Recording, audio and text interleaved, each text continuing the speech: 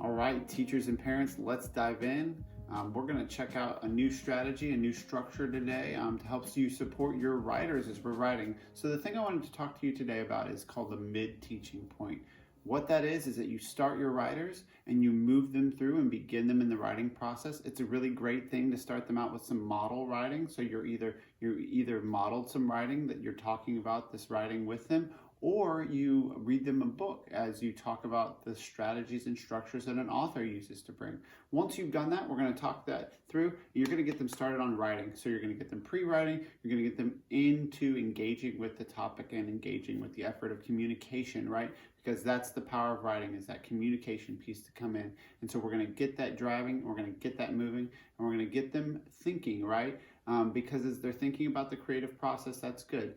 Then, partway through the lesson, we're going to pause, we're going to hold it, and that's where we're going to hit our grammar piece there, right there in the middle. It's called the mid-teaching point. So what you're going to do is you are going to either grab something from the text that you're writing, and you pull it out, and you address the grammar through that example. So for instance, we're going to do something a little bit later. We're going to talk about writing a thank you note. You'll see me pause, and you'll see me pull out some of the grammar from the language that I used in order to support the grammar instruction. You'll focus on one piece. Maybe it's ending punctuation. We talked about that before. So maybe it's that period at the end, or the question mark, or the exclamation point. I'll point that out to the students, point out why it makes sense to do that, and then we'll continue on. But as I move through and I'm checking their work after that, I'm going to be checking for that ending punctuation. I'm not going to be addressing 1,001 grammar rules unless I've taught them before. Then I maybe touch on it again. But really, I'm going to hit that one piece really hard because that's what I'm taking care of in that lesson. So that's what we're going to do. We're going to hit that mid-teaching point all the way through, and we are going to support our learners all the way through. So you're igniting that thought process, igniting those ideas and that communication. Partway through the writing, you're pausing, hitting that mid-teaching point. Let's jump into our lesson for today. Hey guys, let's jump on in. Today we're going to talk about kids right now. Remember, we're in that writing challenge where we're writing every day. So we are on day 3, and we're going to talk about writing a thank you note. That looks very different than it used to. You know, when I was younger, I used to get thank you notes from my grandma, and she would write in this big, elegant, cursive handwriting. It was so beautiful.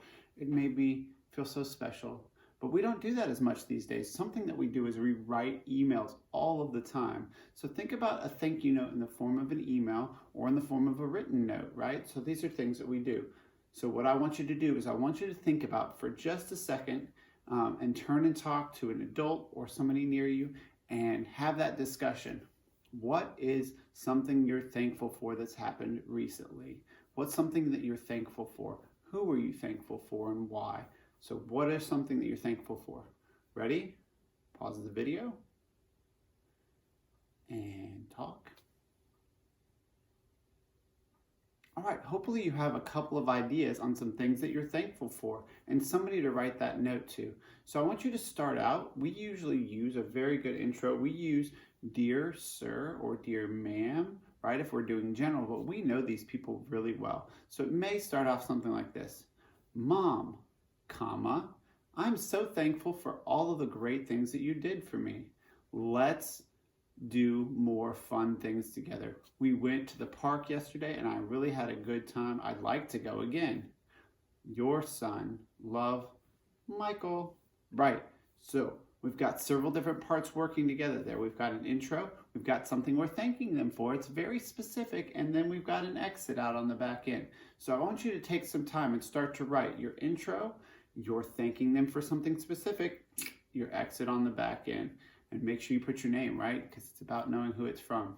So you start that. I'm going to start on some writing here, and we'll come back in just a few minutes. All right, it's time for that mid-teaching point. So we're going to come in and we're going to look at some grammar from some of my writing that I have here. So let's take a pause here and let's look. And this we're going to start with first for some of the older students. One of the things that you'll notice is that I put my name here that I was writing to, and then I put a comma before I came down and indented on the paragraph. So I want you all to check your writing really quick and make sure that you have a name at the top, you have a comma after that, and then you have an indent.